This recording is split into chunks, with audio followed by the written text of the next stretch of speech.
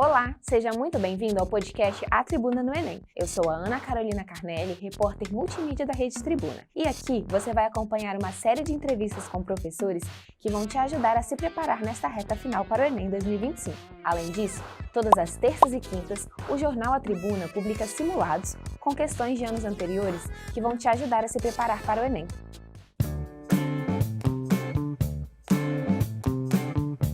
O Enem tá batendo na sua porta e você ainda não virou um mestre da Química? Então vem comigo que hoje nós vamos conversar com o professor de Química do Madan, Leonardo Pimentel, para você entender tudo o que você precisa saber para dominar a prova. Bem-vindo, professor. O desespero já tá batendo aí na porta dos alunos ou ainda dá tempo de se dar bem na prova? Olá, Ana Carolina, tudo bem? É um prazer estar aqui. Eu não diria o desespero. Nessa época do ano, né, o que mais bate nos alunos é a ansiedade. Mas a ansiedade ela é um fator positivo, porque ela te joga para frente, te faz trabalhar mais, estudar mais. Então, assim, você tendo uma boa preparação, a ansiedade ela é normal, mas ela vai diminuindo à medida que você for chegando o dia ou você for, na hora da prova, resolvendo as questões, essa ansiedade diminui e no final vai dar tudo certo. E sobre essa preparação, você tem alguma dica de ouro que você costuma dar para os seus alunos, para eles terem como uma carta na manga na hora da prova? Olha, qualquer prova que você vai fazer, seja prova ou exame no caso do Enem, é fundamental você ter uma noção do que já caiu, né? Não é certeza de que irá cair, mas então a resolução de provas de anos anteriores, os últimos 5 até 10 anos, se você tiver tempo para isso, ela é importante porque ele te dá um norte dos assuntos que mais caem, como caem, né, de que forma esses assuntos estão relacionados com as outras disciplinas de ciência da natureza, né? Química, física e biologia. E o que os alunos podem esperar da prova de Química para esse ano? A prova de Química inserida dentro de ciência da natureza, ela é uma prova completamente previsível. Eu posso te dizer que desde 2015 a gente não tem uma prova com surpresas. A Química, se eu pegar só o recorte dos últimos 5 anos, praticamente não tem nenhum assunto que não tenha caído, tá? Do que é estudado no ensino médio em Química. Então, é uma prova muito previsível. É lógico que alguns assuntos são recorrentes, mas é muito difícil até de você apontar isso cai, isso não cai. Toda a Química ela já foi em algum momento abordada dentro das questões do Enem. E por isso é importante, você estava me dizendo, estudar e refazer questões anteriores, né, de provas anteriores. Com certeza, isso vai te dar um repertório, né? A gente usa muito esse termo, um repertório que vai te deixar cada vez mais seguro, né, para a realização da prova. E essas questões, elas são divididas entre dificuldade, alguma questão mais fácil, outra questão mais difícil? Sim, existem questões mais fáceis e questões mais difíceis. Onde as mais fáceis normalmente são questões que exigem que o aluno apenas identifique uma estrutura, uma molécula, né, uma propriedade de alguma substância. Já as questões mais difíceis são questões que exigem um cálculo, que exigem uma análise, que exigem, por exemplo, que o aluno proponha uma forma de resolver uma questão-problema. Então, existem sim esses níveis de dificuldade. E esses níveis de dificuldade, eles conversam muito com os próprios objetos de conhecimento. Existem objetos de conhecimento básicos na Química, né? Normalmente, questões mais simples cobram essa parte mais básica da Química, onde o aluno precisa mover menos capacidade intelectual, menos conteúdo, e as questões mais complexas exigem que ele já tenha um conhecimento mais amplo, né? A Química ela é uma disciplina que trabalha muito com conhecimento não compartimentado, não quantizado, e sim você vai sempre aumentando o seu grau de conhecimento e isso te torna apto a resolver com mais facilidade as questões mais complexas. E quais são os temas que normalmente costumam cair com mais corriqueiros? Essa é a pergunta que estava todo mundo esperando, né? Como eu falei, a Química, ela sempre foi... se você pegar esse recorte dos últimos 5 anos, toda a Química ela já foi contemplada, né? Mas, assim, eu fiz uma lista de 10 assuntos Então, nos dê essa dica, por que favor. mais caem, Aham. né? Nós chamamos de objetos de conhecimento, né? E esse recorte é um recorte dos últimos 5 anos. Então, eu fiz a lista aqui. No final, eu vou dar ainda os números da Mega Sena. Ó, átomos e moléculas, começando desde os objetos de conhecimento mais básicos, tá? Propriedades, estrutura, classificação periódica seria o item 1. Na sequência, misturas, principalmente a parte de separação de misturas homogêneas e heterogêneas, caem praticamente todo ano. Então, um assunto que aí fica uma dica, porque realmente é difícil a prova do Enem que não cobra a parte de misturas. As funções inorgânicas, conhecimento do que é um ácido, uma base, um sal e um óxido, as suas propriedades, também cai com frequência. Uma parte que alguns alunos acham um pouco mais complicada, que é a parte de estequiometria. É meu item número 4, cálculos com rendimento, pureza, reações químicas de um modo geral, envolvendo ácidos, bases, sais, óxidos, reações de neutralização, reações de combustão. Toda essa parte de estequiometria, essa não falha, sempre está na prova do Enem. Cálculo envolvendo soluções, ou concentração de soluções, concentração em porcentagem, mol por litro, reações envolvendo titulação, propriedades coligativas. Então, essa parte de soluções é o 5º item que eu destaco. Aí eu tenho alguns assuntos bem específicos que estão sempre presentes no Enem. Por exemplo, termoquímica, que é o cálculo da energia envolvida nas reações. O Enem gosta muito de comparar combustíveis, tipos de combustíveis. Hoje, um assunto recorrente, que é a parte da eletrificação. Então, a eletroquímica, ela cai todos os anos. O estudo das pilhas, baterias, galvanoplastia, reações de óxido-redução de um modo geral. Outro assunto que é recorrente são os equilíbrios químicos e deslocamento de equilíbrio químico, principalmente. Isso fecha a parte de química inorgânica. Na parte de química orgânica, até por conta dos combustíveis, então o estudo de hidrocarbonetos, petróleo, propriedade dos compostos orgânicos, o reconhecimento de funções orgânicas, a isomeria, que é um assunto que é exclusivo da química orgânica, está presente em toda a prova do Enem, sabões e detergentes também. E, por último, a química ambiental. A química ambiental ela permeia boa parte desses conteúdos. O Enem trabalha a poluição envolvendo ar, água, chuva ácida, gases do efeito estufa.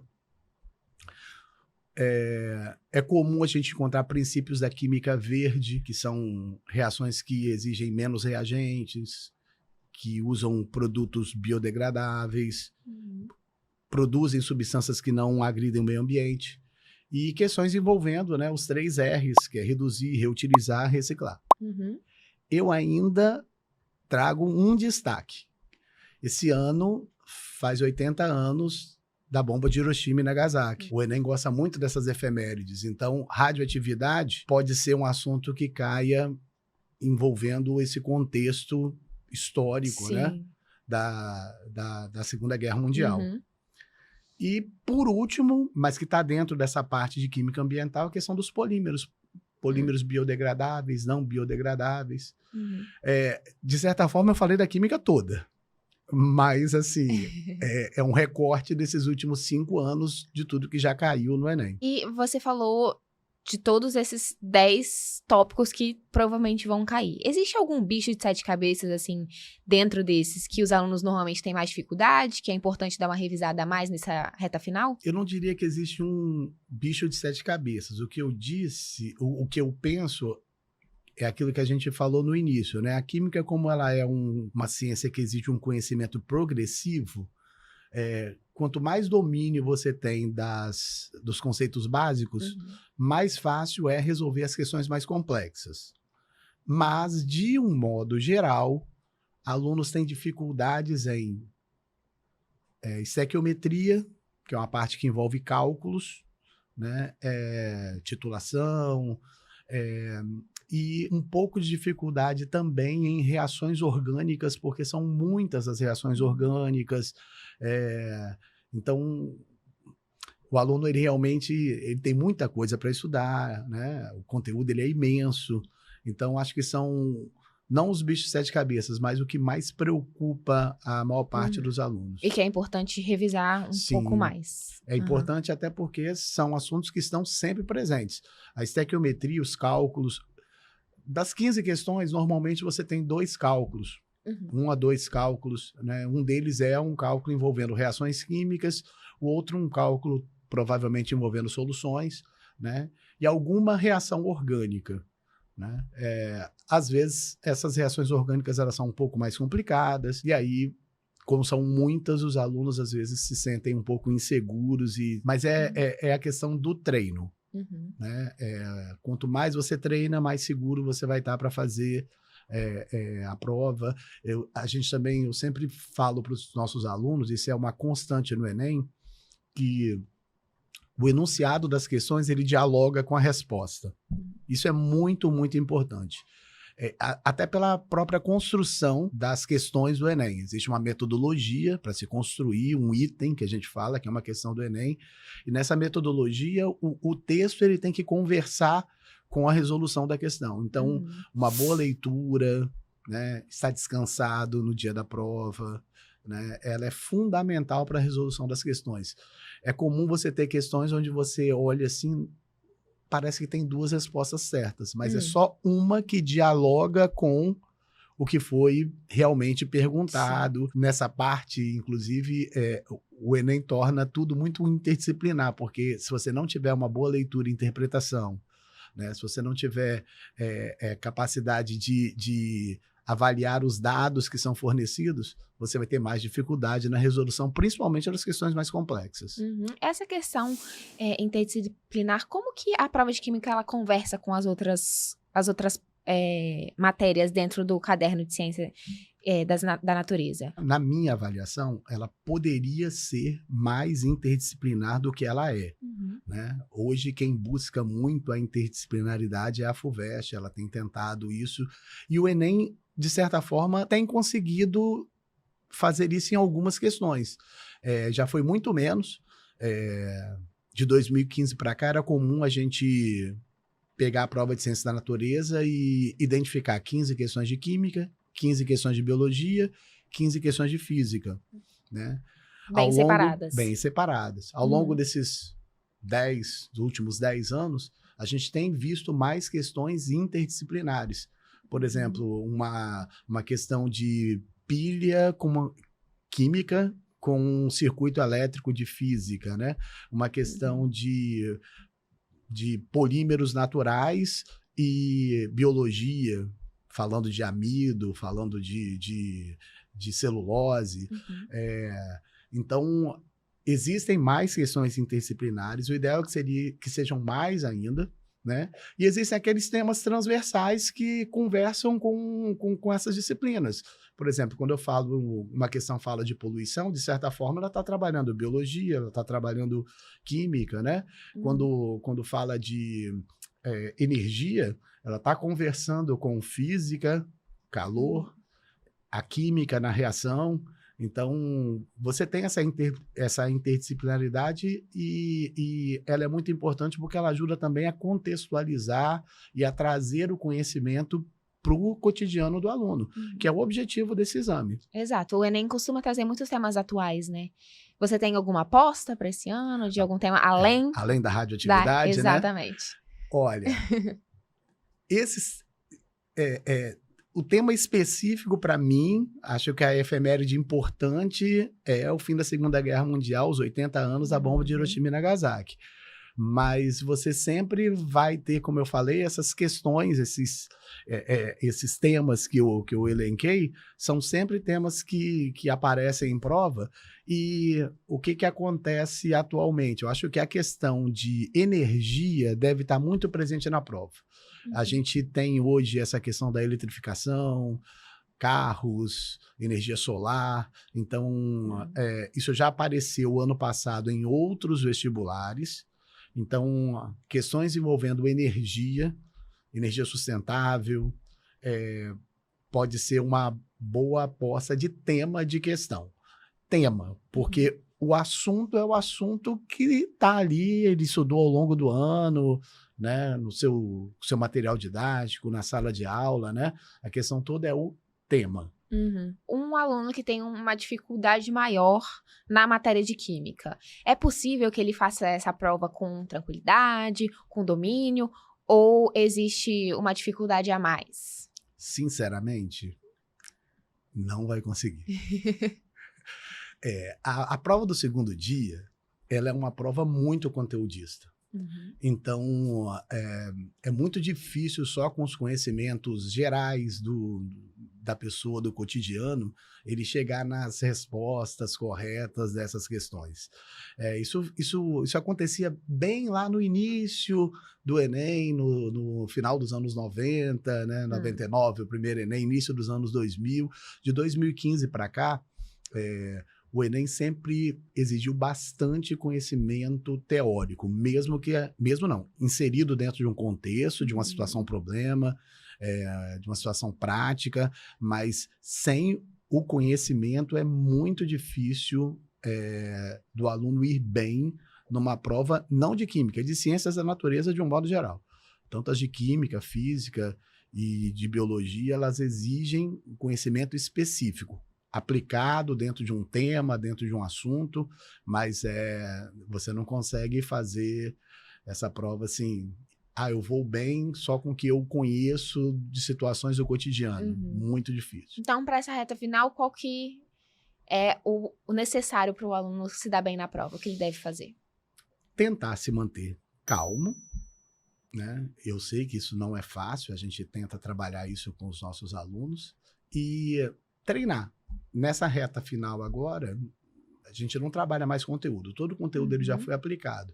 O que a gente faz é dar repertório para os alunos. Esse repertório, como a gente já destacou, é resolver questões, contextualizar questões, mostrar como que determinados assuntos podem cair, o que a gente conversou aqui agora, né? Quanto mais preparado o aluno tiver, eu tenho certeza que mais tranquilo ele vai também estar na hora da prova. Uhum. E tem alguma dica final que você gostaria de dar? Além dos números da Mega Sena? Olha só, eu vou voltar num tema inicial, porque às vezes o aluno ele lê uma questão e ele se pergunta assim, sobre o que, qual é o tema, qual é o assunto? Isso parece que nunca foi estudado. Isso não acontece. A leitura da questão, ela tem que ser fundamental. Para isso, o aluno tem que estar descansado, tem que ter treinado, né? Para que ele possa identificar o tema e com a leitura, essa leitura, ele movimentar os conhecimentos dele ali dentro da cabecinha dele para chegar na resposta. Então, assim, a dica mais preciosa, o aluno ele já tem o conhecimento, é fazer uma boa leitura, lembrar que o que está sendo cobrado ali é algo que ele estudou, isso é muito importante. Então, é algo que ele estudou, ele tem que tentar identificar, ele precisa tentar identificar sobre o que a questão trata, e aí ele traçar um caminho para a resolução da questão. Isso mais para as questões mais complexas. Existem, na maior parte dessas questões, ele já bate o olho, ele já sabe o que é, qual o assunto que é, e quem tem o conhecimento, ele vai ali e vai fazer com tranquilidade. Mas para as questões mais complexas, que é mais complexa para todo mundo, tranquilidade, calma, uma boa leitura e saber que a resposta é sempre algo que foi estudado. Então é isso, as dicas estão aí. Obrigada, professor. Eu agradeço, Ana Carolina, a oportunidade. Gostou desse conteúdo? No nosso canal do YouTube e no portal Tribuna Online tem muito mais. Então deixa aqui embaixo o seu joinha e compartilhe esse vídeo com um amigo que também precisa dessas dicas para se dar bem no Enem.